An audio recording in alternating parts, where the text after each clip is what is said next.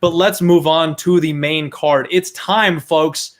It's time. We're on the main card of the absolute biggest banger of a UFC card we could ever have expected. 3 title fights in one night and one extremely exciting fight, and then we got the ladies. So dude, since when is no time on an undercard? This is a great card. I'm so excited for this one. So good. And here's the thing. Everybody knows what's going on with this first fight. Ribas versus VanZant. VanZant's on the last fight of her contract, and she's looking for more money.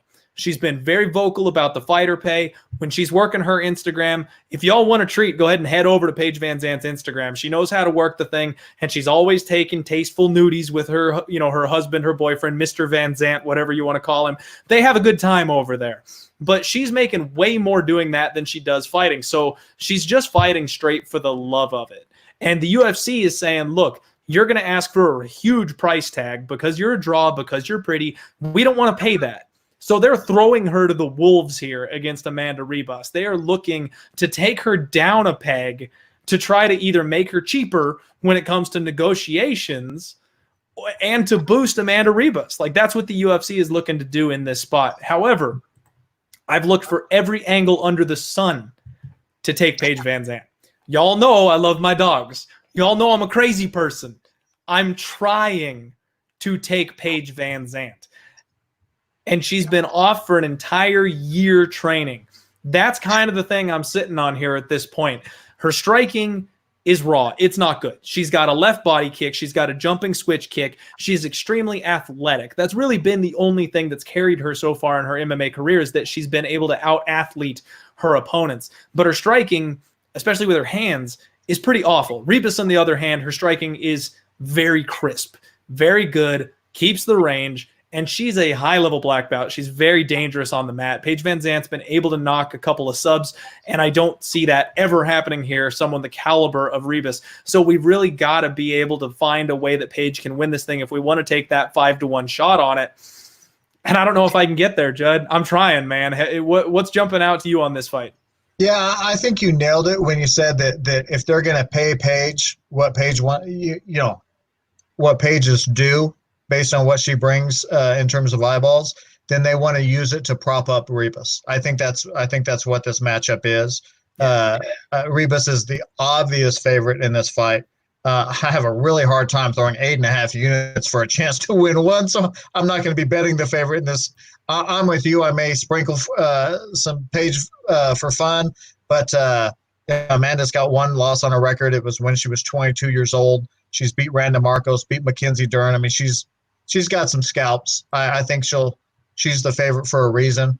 I'll thoroughly enjoy watching Paige, make her walk out, but I don't expect she's going to enjoy how this fight goes. So let me tell you my crazy tinfoil hat here. What I'm looking at is Amanda Ribas has been insanely impressive, and she's got better accolades than Paige so far in her career. She fought Emily Spitfire Whitmire. One of those meh fights. Okay. I like Emily, but okay. And then she fought Mackenzie Dern. Now, Dern is incredible on the mat herself. So this turned into a fight where neither girl really wanted to get too tied up on the mat, and Ribas was a far better striker. So she didn't have to worry about anything. It never hit the mat. She boxed up Dern. She won an easy decision. Then she fought Randa Marcos. I need to go back and rewatch that fight. That's the one so far that I haven't got to, so I don't want to speak on it and speak potentially wrong. But in my opinion, Ribas has yet to fight anybody that's able to strike with her or stand with her on the feet. She also hasn't fought anybody that's been any kind of a threat on the mat, and she's a natural 115-pound fighter. Yeah, she's not. Paige is a 125er. And on top of that, we haven't seen her in over a full year. Her last fight was in January of 2019. So with her connection with Mr. VanZant, he's a phenomenal fighter himself and appears to be streaking.